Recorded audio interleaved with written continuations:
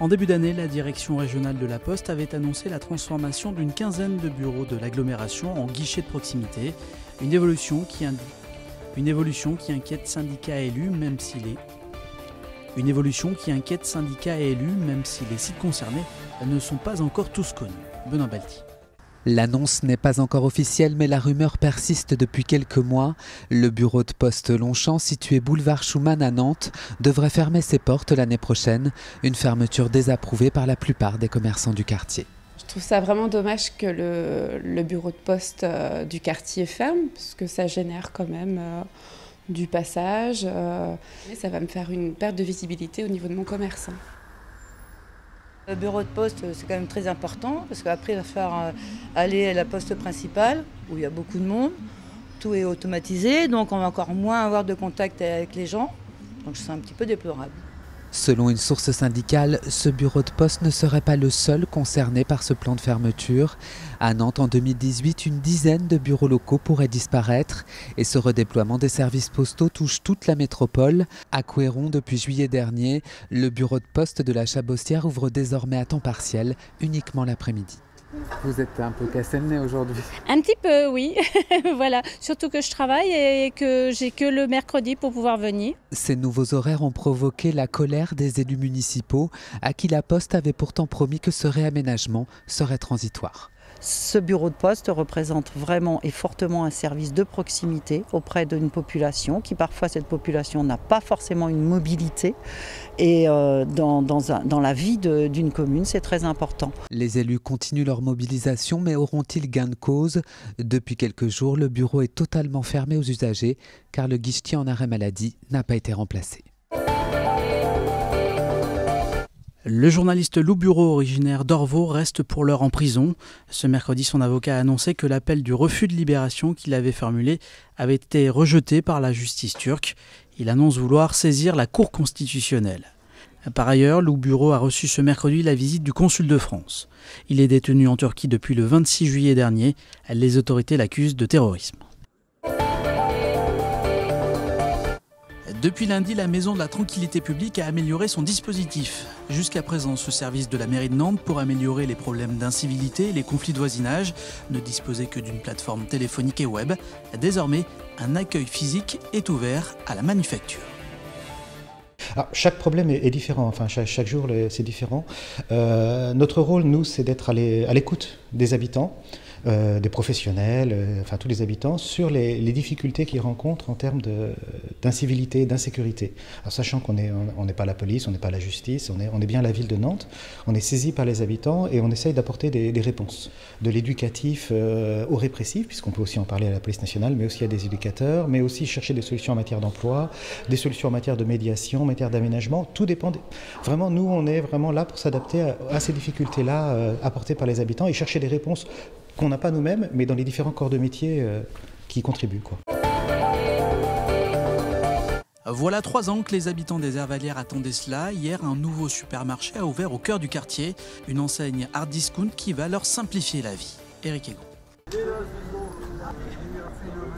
Ceux qui connaissent ce quartier, ceux qui y sont attachés, ceux qui aiment ce quartier, savent qu'aujourd'hui est un jour extrêmement important.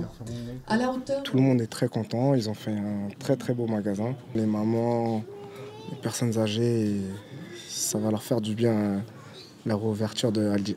Les parents, ils allaient beaucoup sur Carrefour, ou d'autres, ils allaient à Lidl de Chantenay. Mais c'était très difficile pendant les 3 ans. Très contente, vraiment très contente. On l'a attendu depuis 2015 qu'on avait une fermeture du Lidl et depuis vraiment on est content. J'ai pas mon permis donc je galérais pour aller à Carrefour avec mon caddie que là je serai à côté et ça va être bien. Vraiment on est content. Ça fait 3 ans qu'on a vécu la fermeture du Lidl et il y avait une vraie attente, une vraie impatience. Parfois un peu trop mais c'est normal, les gens étaient habitués à cette proximité. Et on est vraiment extrêmement à la fois heureux pour les gens, mais soulagés d'avoir enfin une enseigne qui va pouvoir répondre aux problèmes de quotidien des gens, c'est-à-dire d'avoir des commerces de proximité. Et vraiment, il y a des sourires partout et ça fait vraiment plaisir. Chantier spectaculaire sur le toit de la soucoupe à Saint-Nazaire. Fermé depuis 5 mois, le bâtiment emblématique doit refaire son étanchéité. La toiture a été dégradée l'année dernière suite aux intempéries de grêle et il y a eu beaucoup d'infiltrations qui se sont révélées et le bâtiment a été rendu inexploitable du fait de ces infiltrations. Donc l'objectif des travaux était de remplacer tout ce complexe d'étanchéité qui était devenu vraiment obsolète et puis inefficace et pour rendre le bâtiment entre guillemets viable. Nantes est la 6e ville de France où il fait bon étudier. C'est ce qui ressort d'un palmarès établi par le magazine L'Étudiant. Le campus nantais est devancé par ceux de Rennes, Montpellier, Toulouse, Grenoble et Lyon.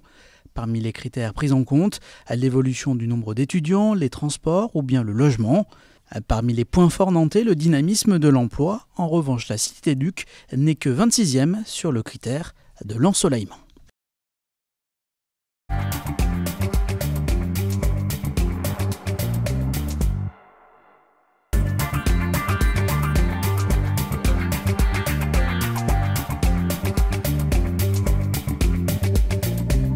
Il y a eu une excellente avant-saison. On a eu un mois de juillet qui a été pas trop mal, et puis un mois d'août malheureusement en raison de la météo qui ne nous a pas aidés. Et puis avec quand même des contrastes, avec un littoral qui a moins bien travaillé qu'en 2016, et tout ce qui était rétro-littoral et urbain, qui a eu une activité qui a été très, très forte. Je pense à la ville de Nantes où le voyage à Nantes a vraiment produit ses effets cette année.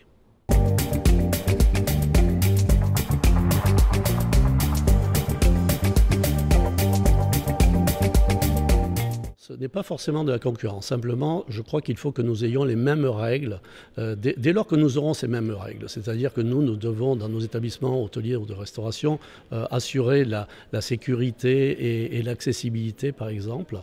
Eh bien, les hébergeurs doivent pouvoir fournir la même chose.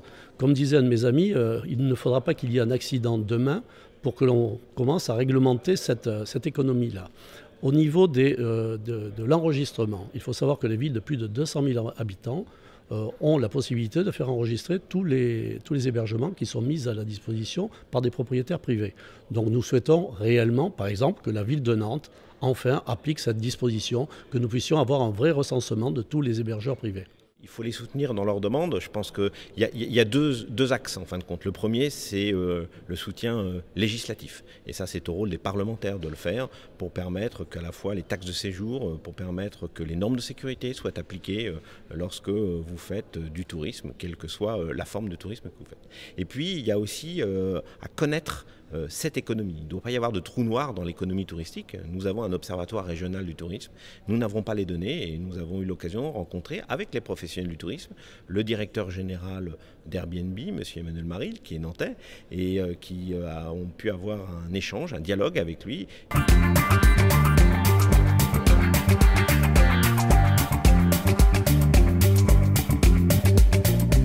Dans notre région, c'est 7600 nuitées. C'est effectivement une clientèle émergente comme le sont les Canadiens, mais c'est une croissance phénoménale à plus de 2 chiffres. Ils sont très attirés par le Puy du Fou. Par les machines de l'île de Nantes. Ils ont de l'argent, ils ont un pouvoir d'achat très élevé.